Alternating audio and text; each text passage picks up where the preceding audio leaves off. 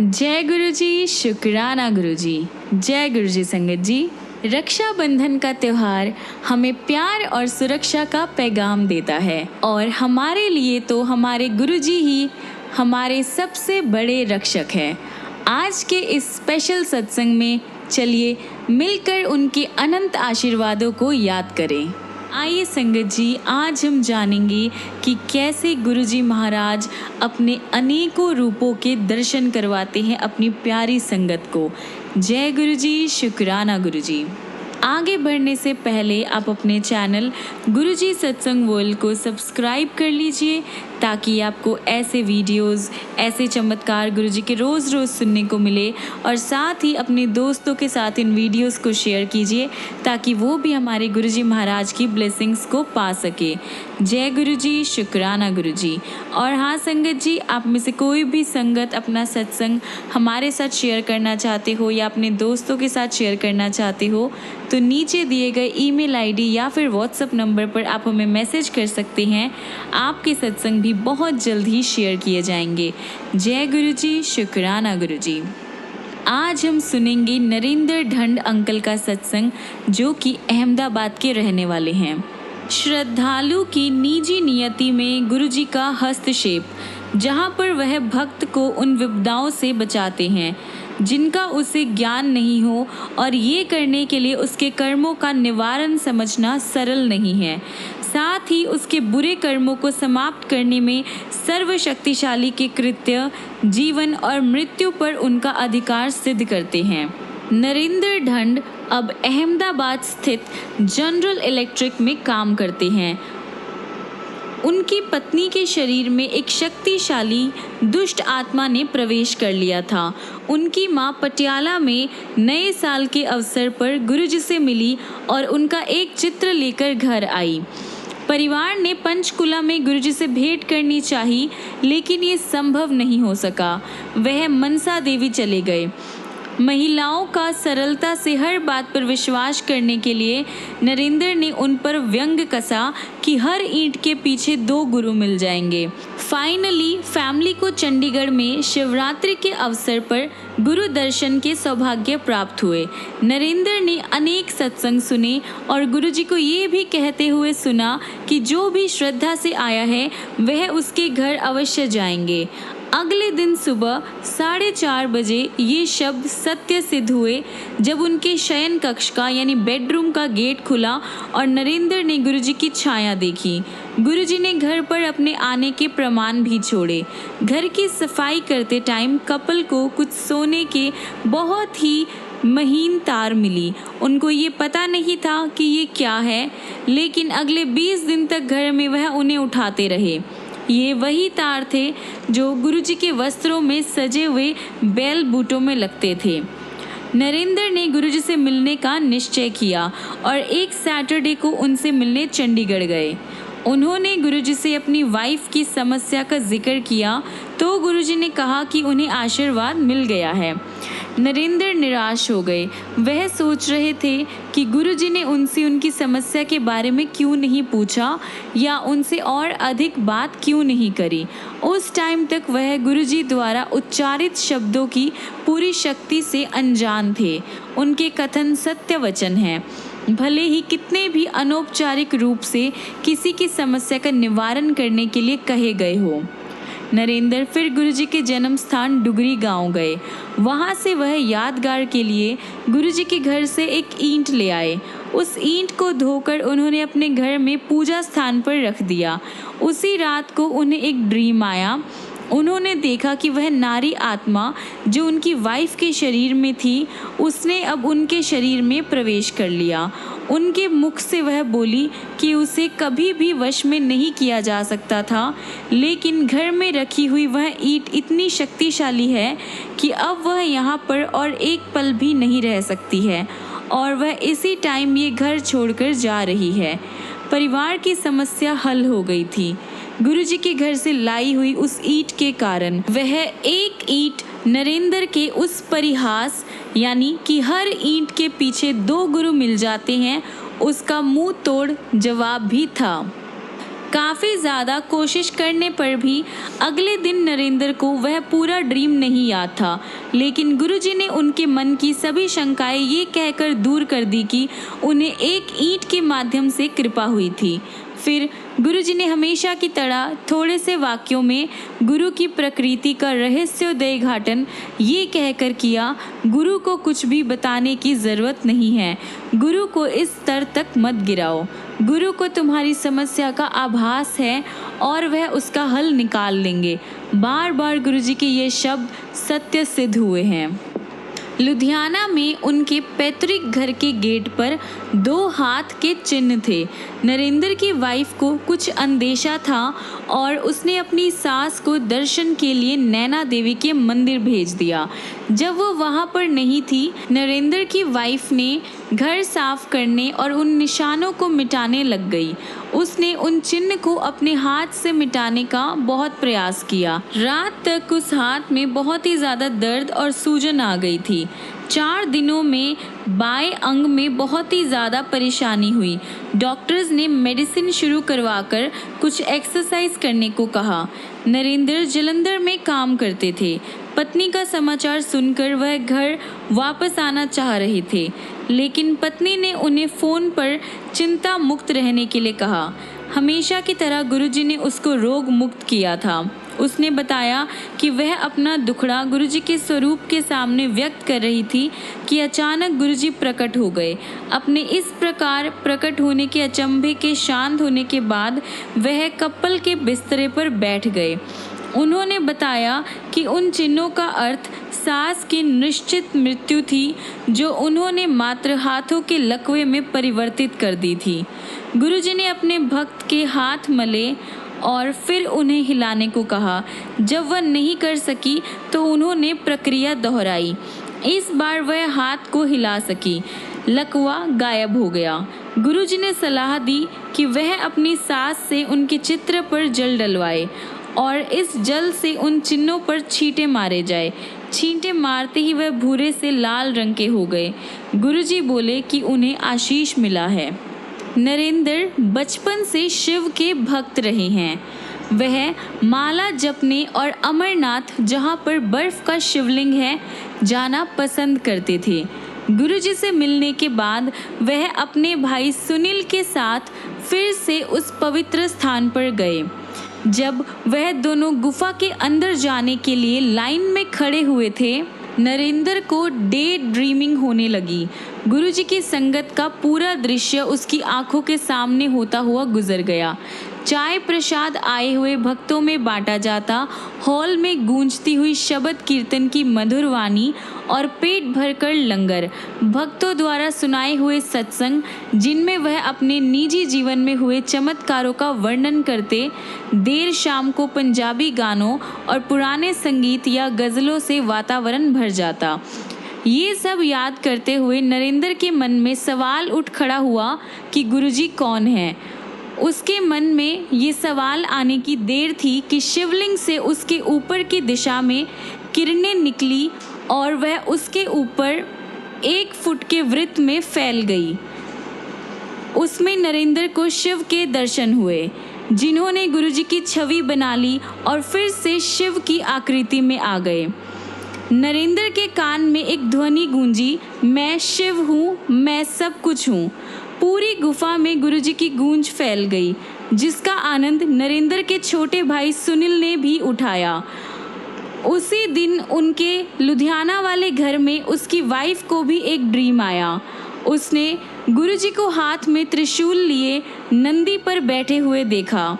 केवल 3 महीने तक गुरुजी के पास जाने के बाद सर्वकर्ता गुरुजी ने भक्त को अपने वास्तविक रूप से परिचित करा दिया था, शिव। गुरुजी ने एक अन्य अवसर पर अपना परिचय दिया। नरेंद्र परिवार के साथ समराला के पास शिवलिंग के दर्शन करने गए थे। नरेंद्र की पत्नी ने उन्हें सोमवार को वहां दूध आदि अन्य सामग्री ले जाकर वहां पूजा करने के लिए कहा। नरेंद्र ने मना करते हुए कहा कि गुरुजी ही शिव है और शिवलिंग है। उसी रात को उसकी वाइफ ने एक ड्रीम देखा। वह एम्पायर स्टेट में गुरुजी के सामने बैठी है। उसने गुरुजी को एक पत्र दिया। वह एकदम उठे और अंदर चले गए और अपना एक चित्र लेकर आए। वह चित्र बहुत ही सुंदर था, लेकिन उस पर से गुरुजी एकदम गायब हो गए और उस पर ओम की आकृति दृष्टिगोचर हुई। फिर उसमें से एक शिवलिंग निकला। उसने गुरुजी से इस बारे में सवाल किया तो गुरुजी ने चित्र को फिर से देखने के लिए कहा। उसने देखा कि शिवलिंग में गुरुजी विराजमान हैं। उसे अभी भी सब कुछ क्लियर नहीं था। अतः जब उसने गुरुजी से फिर से सवाल किया तो वह बोले कि उनके पास आने के बाद उसे कहीं जाने की ज़रूरत नहीं है।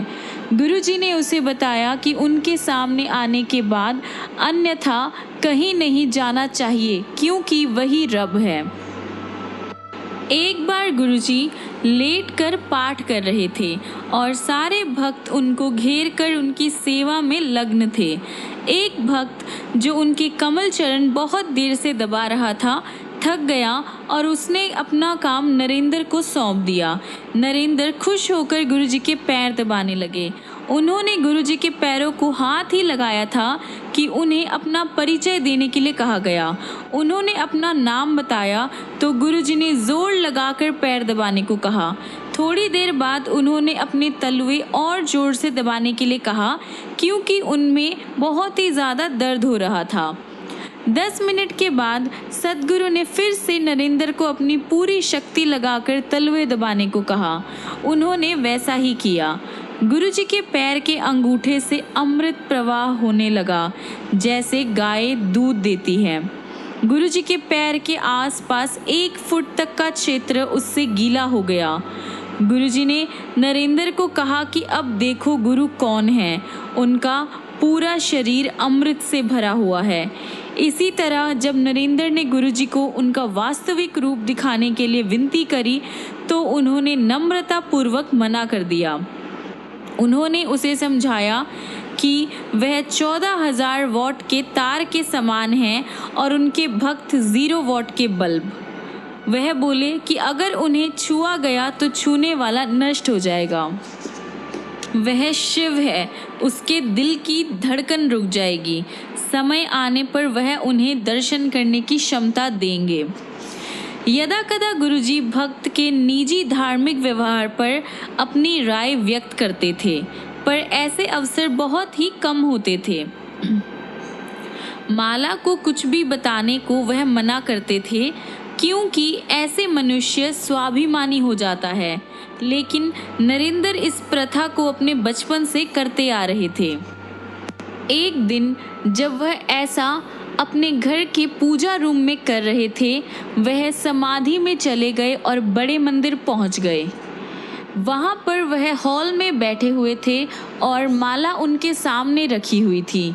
गुरुजी अपने आसन पर आसीन थे और शिव मूर्ति की जगह पर स्वयं शिव मानव रूप ग्रहण कर विराजमान थे। शिव के हाथ से एक किरण निकलकर उनकी माला पर पड़ी। उसी तरह से एक किरण गुरुजी के हाथ से माला पर आई। जैसे ही दोनों किरणें माला पर पड़ी वह टूट गई। उसी क्षण नरेंद्र की चेतना लौटी और उन्होंने देखा कि उनकी माला वास्तव में टूटी हुई थी।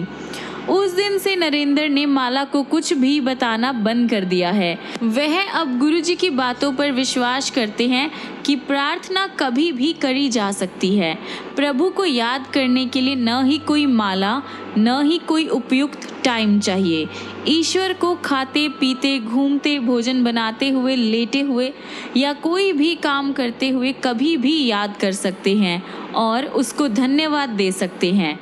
यथार्थ में समाधि की सफलता भक्त और ईश्वर के संबंध का प्रत्यक्ष प्रमाण है। यदि उन दोनों का संबंध अटल और अटूट है तो वह कभी भी, कहीं भी, किसी भी अवस्था या किसी भी वातावरण में तुरंत स्थापित हो जाएगा। भले ही उस टाइम कानों को चुभने वाला संगीत गूंज रहा हो या और कुछ भी हो रहा हो।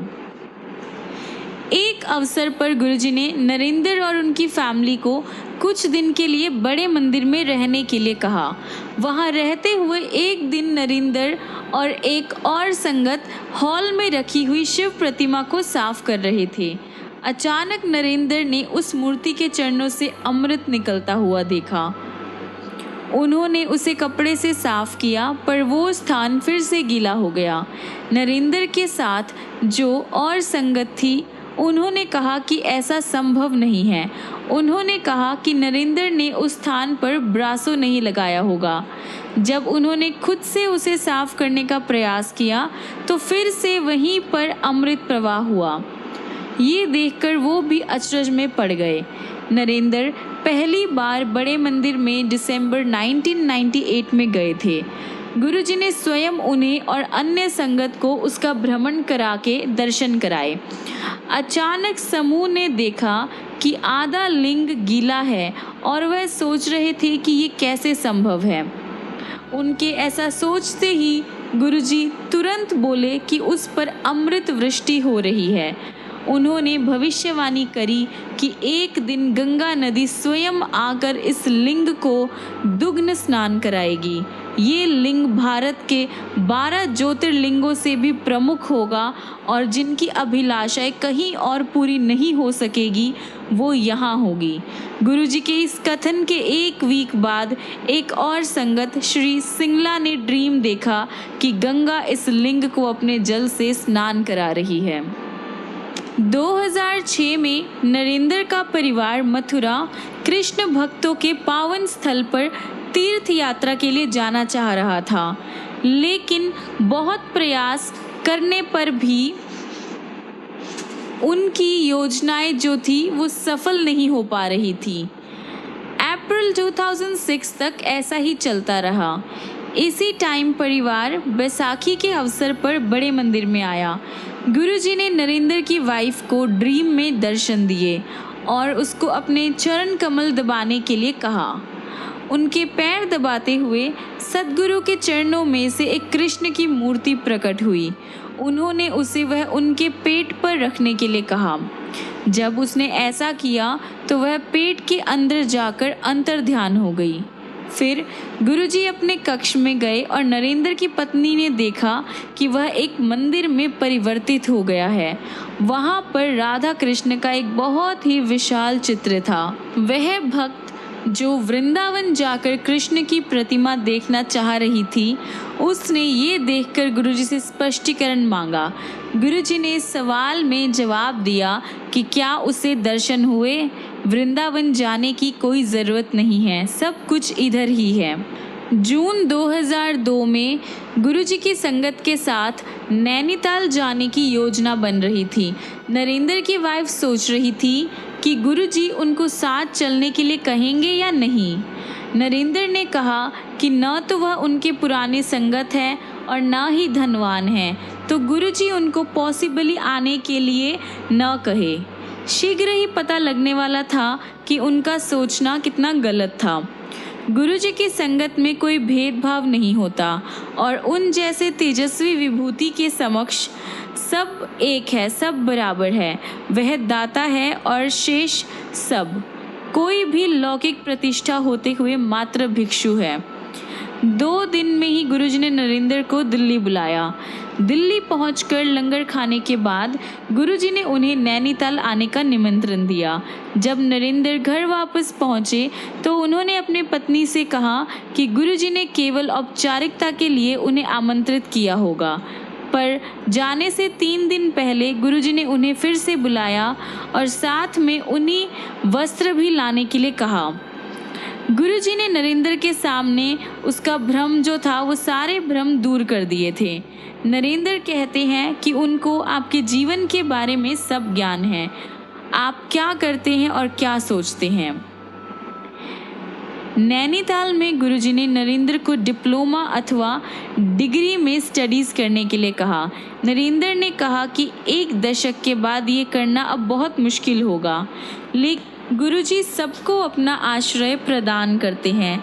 उन्हें किसी भी भक्त से उनके पास्ट से कोई लेना देना नहीं होता। उन्हें पावन पवित्र विचारों की भी कोई ज़रूरत नहीं होती। ईमानदारी से किया हुआ समर्पण ही बहुत है। सद्गुरु सदाचारी और दुराचारी, अच्छे और बुरे, धनवान और निर्धन में कोई भेदभाव नहीं करते। उनकी छत्र छाया में परिवार, मित्र, संबंधी आदि सब एक तरह के होते और वो सब पे कृपा बनाए रखते हैं। पर सद्गुरु के साथ एकाकार होने के लिए स्वाभिमान को समाप्त कर उनको समर्पण करना ज़रूरी है। फिर गुरुजी अपने भक्त के जीवन पथ को ही सहज कर देते हैं और उसके बुरे कर्मों को जैसा उन्हें उचित लगे निष्फल कर देते हैं। नरेंद्र के भाई सुनील शिव के परम भक्त है और दोनों भाई अमरनाथ यात्रा एक साथ कर चुके हैं। 2005 के जून महीने में सुनील फिर से अमरनाथ यात्रा पर गए थे। एक जगह पर लैंडस्लाइड हो रहा था और ऊपर पहाड़ों से बड़े बड़े पत्थर गिरते आ रहे थे। बस एक गहरी खाई के किनारे में रुकी हुई थी। सुनील ने गुरुजी को याद किया, उनका चित्र निकालकर उसके ऊपर जल डाला और उस जल को उस दिशा में छिड़क दिया जिधर से पत्थर गिर रहे थे। लैंडस्लाइड बंद हो गया और सारे ट्रैवलर्स को न्यू लाइफ मिली। उसके बाद जब सुनील गुरुजी के दर्शन के लिए दिल्ली गए तो गुरुजी ने उन्हें संगत को ये नया एक्सपीरियंस सुनाने को कहा। उनके जीवन की रक्षा करने के लिए गुरुजी ने अन्य अनेक यात्रियों को भी जीवन दान दिया। ये पहला अवसर नहीं था जब गुरुजी ने सुनील को जीवन दान दिया था। ईयर 2000 में सुनील के अपेंडिक्स की सर्जरी हुई थी, पर उसके बाद सुनील को वॉशरूम में प्रॉब्लम हो रही थी और ये बहुत ही गंभीर था। इससे संबंधित जो उसको पेन हो रहा था पेट में, एब्डोमेन में, वो उससे सहा नहीं जा रहा था। डॉक्टर्स के अकॉर्डिंग उसकी इस कठिनाई का जो मूल था उनकी मानसिकता थी और उन्होंने वैलियम गोलियां खाने को कहा, लेकिन इस कंडीशन में कोई भी सुधार नहीं आया। जब सुनील चंडीगढ़ में गुरुजी के पास गए तो उन्होंने 17 ग्लास चाय पिलाई और 2 लंगर करवाए। जैसे ही सुनील जाने को तत्पर हुए, गुरुजी ने उन्हें एक चाय और पीने को कहा। सुनील पहले ही इतना तरल लेने के पश्चात और लेने की कंडीशन में नहीं थे, अतः गुरुजी ने वह चाय अपने सामने ही पीने के लिए कहा। वह बोले कि अब सब ठीक हो जाएगा। बाहर जाते ही सुनील ने वॉशरूम किया कोई 10 मिनट तक। उस दिन से उन्हें वो प्रॉब्लम फिर से नहीं हुई। गुरुजी द्वारा अभिमंत्रित चाय ने वो किया जो डॉक्टर्स की मेडिसिन नहीं कर पाई थी। 1997 में एक संबंधी की बेटी मधु अस्वस्थ हो गई। उसे कुछ स्नायु संबंधित प्रॉब्लम हो गई थी और उसको पेट में भी बहुत ज़्यादा पेन था। वह गुरुजी की संगत थी और ट्रीटमेंट के लिए जाने से पहले उसने गुरुजी के दर्शन करने चाहे। उसे चंडीगढ़ लाया गया और बाहर एक खिड़की के पास बिठाया जहां से वह गुरुजी को देख सके।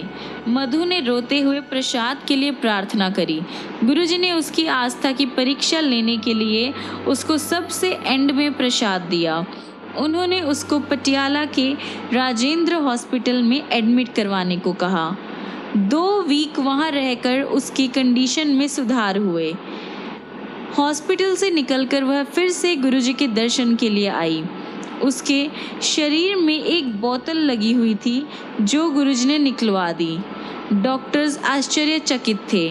उनके अन्य रोगियों को कोई लाभ नहीं हुआ था, लेकिन वह 3 वीक के ट्रीटमेंट के बाद बिल्कुल ठीक हो गई थी। सद्गुरु के दर्शन ने फिर से दिव्य चिकित्सा का काम किया था।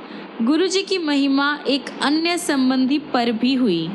जब गुरुजी चंडीगढ़ में रहते थे, लंगर मलेरकोटला से आता था। कुछ परिवारों को लंगर बनाने का काम दिया गया था। नरेंद्र की मामी गुरुजी के पास कुछ चपातियाँ बनाकर भेजना चाहती थी। इस मनोरथ को व्यक्त करने के लिए अगले दिन ही एक भिखारी उनके घर आया और उसने भोजन मांगा। लेकिन उन्होंने मना कर दिया। भिखारी ने कहा कि पिछली रात तो वह लंगर की बात कर रही थी, पर अब चाय भी नहीं दे सकती है। उनको इसका तात्पर्य फिर भी समझ नहीं आया, पर वह उसके लिए चाय और 2 लड्डू ले आई। भिखारी ने उनसे कुछ भी मांगने के लिए कहा। उसके इस कथन को भी समझ पाने में असमर्थ वह बोली कि उनके पास गुरुजी का दिया हुआ सब कुछ है। भिखारी ने तुरंत कल्याण होगा कहा। मामी जी भिखारी को शांति से खाने देने के लिए छोड़कर घर के अंदर चली गई। थोड़ी देर बाद उन्होंने देखा कि वह भिखारी चला गया था और ग्लास वहीं पर रखा हुआ था। भिखारी के अचानक से गायब होने से मामी ने दिमाग लगाया, यानी सोचा कि नॉर्मल तरह से वह पैसे मांगे बिना नहीं जाते। फिर उनको आभास हुआ कि गुरुजी ही उस वेश में आए होंगे। नरेंद्र एक अन्य घटना का वर्णन करते हैं जिसमें गुरुजी ने अपनी वास्तविकता प्रकट करी थी।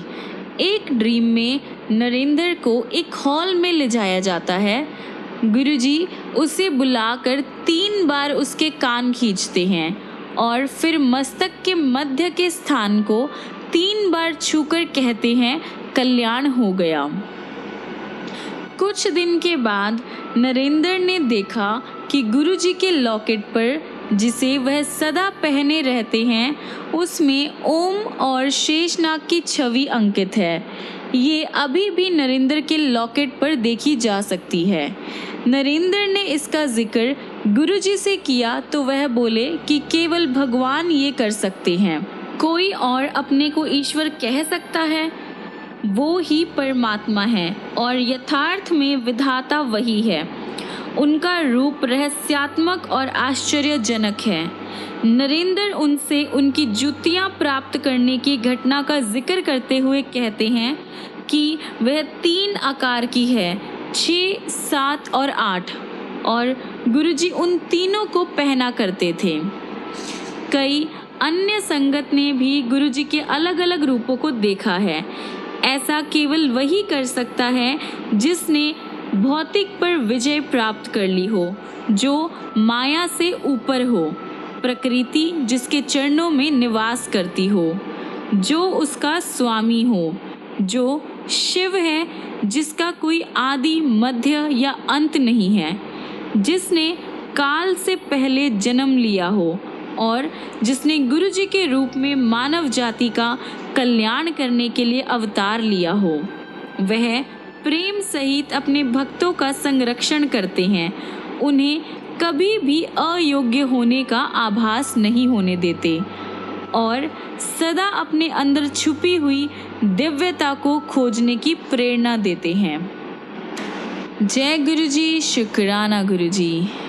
गुरुजी की इतनी सारी ब्लेसिंग्स है, इतनी सारी ब्लेसिंग्स है, इतने चमत्कार हैं, हर दिन उनके चमत्कार हैं। पर अभी मैं अपना सत्संग यहीं पर विराम करता हूँ। आगे और भी बहुत सारे सत्संग हैं जो मैं आप सबके साथ शेयर करूँगा। जय गुरुजी, शुक्राना गुरुजी। आइए संगत जी, हम अपने आज के सत्संग को यहीं पर विराम करते हैं और ख़त्म करने से पहले हमारे गुरुजी का मंत्र जाप करते हैं। ओम नमः शिवाय, शिवजी सदा सहाय। ओम नमः शिवाय, गुरुजी सदा सहाय। ओम नमः शिवाय, शिवजी सदा सहाय। ओम नमः शिवाय, गुरुजी सदा सहाय। ओम नमः शिवाय, शिवजी सदा सहाय। ओम नमः शिवाय, गुरुजी सदा सहाय। ओम नमः शिवाय, शिवजी सदा सहाय। ओम नमः शिवाय, गुरुजी सदा सहाय। ओम नमः शिवाय, शिवजी सदा सहाय। ओम नमः शिवाय, गुरुजी सदा सहाय। ओम नमः शिवाय, शिवजी सदा सहाय। ओम नमः शिवाय, गुरुजी सदा सहाय। ओम नमः शिवाय, शिवजी सदा सहाय। ओम नमः शिवाय, गुरुजी सदा सहाय। जय गुरुजी, शुक्राना गुरुजी। संगत जी, मिलती हैं अगली वीडियो में गुरुजी के ऐसे बहुत सारे चमत्कार लेकर, गुरुजी की बहुत सारी प्यारी प्यारी ब्लेसिंग्स लेकर, बहुत सारी दुआएं लेकर। तब तक के लिए गुरुजी आपको ब्लेस करते रहें, ढेर सारा प्यार करें, बहुत सारी खुशियां दे। और संगत जी याद रखिएगा, गुरुजी को दिल से मानिए, उनसे कुछ भी मांगिए नहीं। और एक और चीज़, अपने आप को गुरु जी के चरणों में पूरी तरह से समर्पण कीजिए, यानी कंप्लीट सरेंडर कीजिए। फिर देखिए गुरु जी महाराज की ब्लेसिंग्स कैसे आप पर और आपके पूरे परिवार पर होती है। बिना किसी स्वार्थ के, बिना किसी ईगो के, बिना किसी स्वाभिमान के आप अपने आप को गुरु जी के चरणों में समर्पण कीजिए, पूरी तरह से कंप्लीट सरेंडर कीजिए और फिर देखिए नज़ारे। जय गुरु जी, शुक्राना गुरु जी। जय गुरु जी संगत जी।